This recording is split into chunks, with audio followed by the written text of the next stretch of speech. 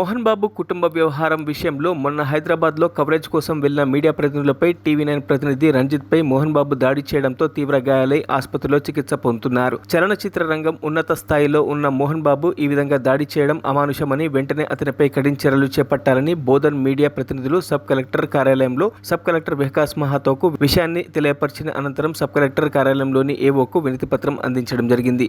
ఈ కార్యక్రమంలో టీవీ9 ప్రతినిధి శ్రీనివాస్, మీడియా ప్రతినిధులు సూర్యప్రకాష్, శివకుమార్, సాయిలు, వాసు, హనుమన్లు, లక్ష్మణ్, శ్రీనివాస్, కృష్ణ, ఉమాకాంత్, విజయ్, జగన్, అశోక్, రాజేష్, నాగభూషణం, శ్రీకాంత్, దిలీప్ కుమార్ తదితరులు పాల్గొన్నారు.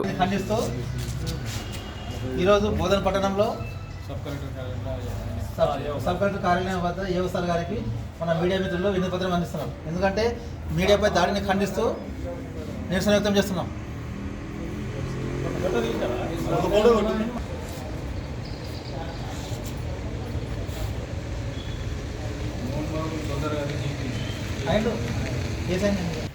హైదరాబాద్లో మోహన్ బాబు ఇంటికి కవరేజ్ కోసం వెళ్ళిన టీవీ9 రిపోర్టర్ రంజిత్ గౌడ్పై దాడి చేయడం అమానుషము. రాష్ట్ర వ్యాప్తంగా జర్నలిస్టులందరూ ఏకమైపోయి దాడి చేసిన వారిపై చర్యలు తీసుకోవాలని కోరుతున్నాం. మోహన్ బాబును తొందరగా అరెస్ట్ చేయాలి, అతనిపై కఠిన చర్యలు తీసుకోవాలి. లేని పక్షంలో రాష్ట్ర వ్యాప్తంగా జర్నలిస్టులందరూ ఏకమైపోయి పెద్ద ఎత్తున ఉద్యమం చేపడతామని హెచ్చరిస్తున్నాం.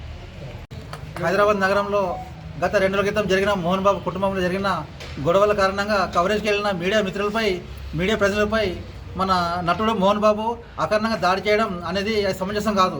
మీడియా అనేది ఎవరి పిలిస్తే పోయేది కాదు. ఎక్కడ ఎలాంటి సమాచారమైనా సరే పోయే హక్కు మీడియాకు ఉంటుంది. కాబట్టి అందులో భాగంగా మోహన్ బాబు గారి నివాసం వద్ద పోయి మీడియా కవరేజ్ చేస్తుండగా టీవీ9 రిపోర్టర్ రంజిత్పై ఆయన మైక్ లాక్కుని దాడి చేయడం అనేది హేయమైన చర్య. కాబట్టి దీన్ని మీడియా సంఘాలంతా ముక్తఖండంతో ఖండిస్తున్నాం. కావున మీడియా మిత్రులపై దాడి చేసిన మోహన్ బాబు గారిని తక్షణమే అరెస్ట్ చేసి మీడియా వారికి న్యాయం చేయాలని డిమాండ్ చేస్తున్నాం. మరిన్ని అప్డేట్స్ కోసం మా ఛానల్ని సబ్స్క్రైబ్ చేయండి.